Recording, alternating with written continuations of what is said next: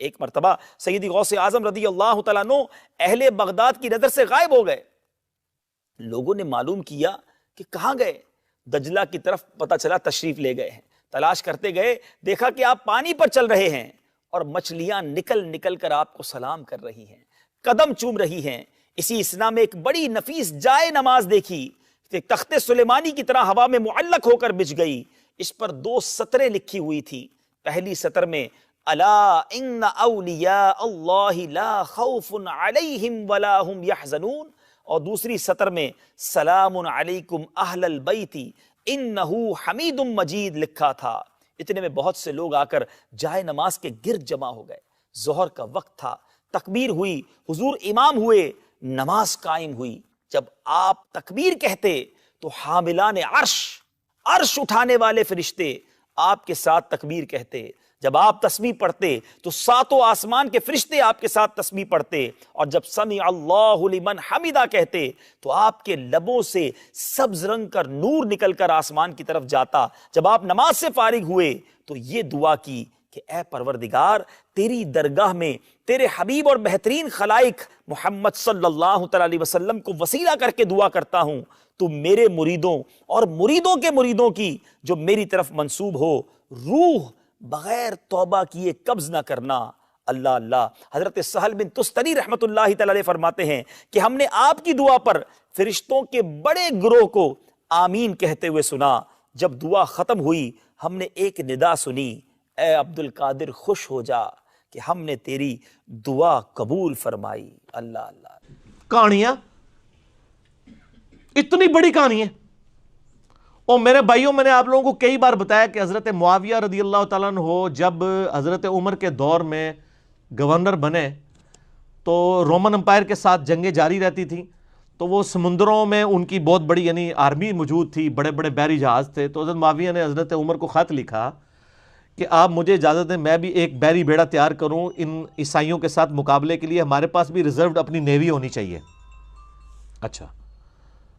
تو حضرت عمر فاروق رضی اللہ تعالیٰ نے اپنے یعنی سینئر صحابہ کو بلا کے مشورہ کیا کہ اس طرح یعنی جو شام کی طرف ہمیں یعنی بحری بیڑے کی ریکوائرمنٹ ہے. تو اس میں پھر مشورے میں چیز سامنے آئی کہ یہ اس وقت ظاہر لائف بورڈز اور جیکٹس تو نہیں ہوتی تھی. تو حضرت عمر کو یہ بتایا گیا کہ یہ ذہن میں رکھیے گا جب یہ بحری جہاز ڈوبتا ہے نا تو بندہ بچتا کوئی نہیں ہے.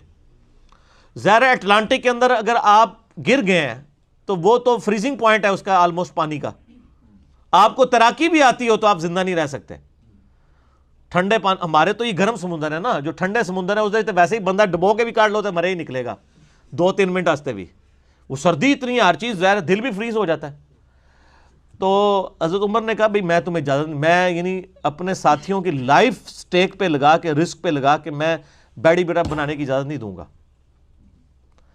یعنی صحابہ کرام کے تو کہیں دماغ میں نہیں سن کہ بابے سمندر تو ٹور بھی لیندے نے. میں تو انہوں ہی دسنا چاہ رہے ہیں کہ کتنی بڑی کہانی ہے.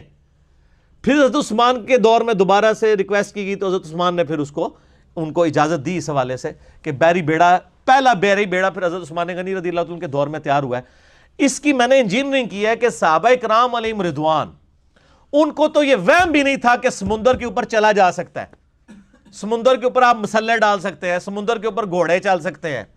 وہ کہتے ہیں بندے کے مروان لگے ہو، وہ کہتے ہیں بسم اللہ پڑھی تے پانی اتنے ٹرنا شروع کرتا. سر پانی چھڑ دو، میں تو ایتھے ایک نالے تو کوئی ٹور کے تو کو بزرگ دسے بسم اللہ پڑھ کے. بلکہ کئی بزرگوں کو تو تیراکی نہیں آتی ہوگی، ان کو تو آپ 8 فٹ پانی میں بھی ڈال دیں تو یہ زندہ نہیں باہر نکل سکتے. جس کو تیراکی نہ آتی ہو سر وہ 8 فٹ پانی میں بھی ڈوب جاتا ہے اگر اس کا یعنی 6 فٹ یا 5.5 فٹ قد ہے.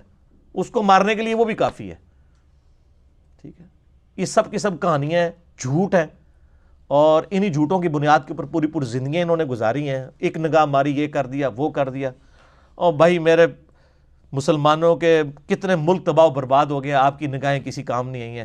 افغانستان ختم ہو گیا، ٹھیک ہے جی، عراق کا تباہ کر دیا، شام تباہ کر دیا، پاکستان کی کمر توڑ دی. آپ کے بزرگ کب کام آنے ہمارے؟ ٹھیک ہے.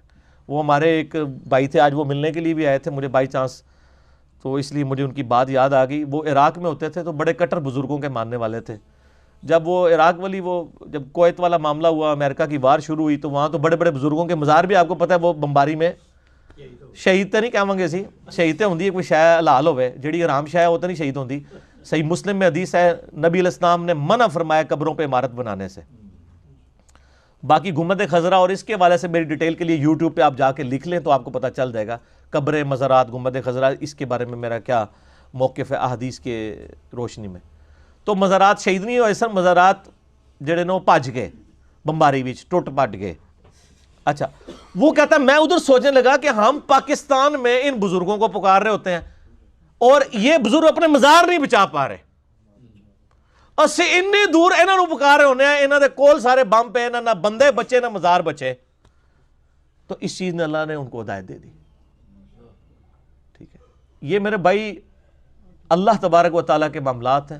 اللہ تعالیٰ نے دنیا کو بقدر ایفرٹ جوڑا ہوا ہے. یہاں پہ جو بندہ کوشش کرے گا اسی کے ساتھ معاملات جس طریقے سے ہوں گے, آپ نے فزیکل فنامنا کو ساتھ لے کے چلنا ہے.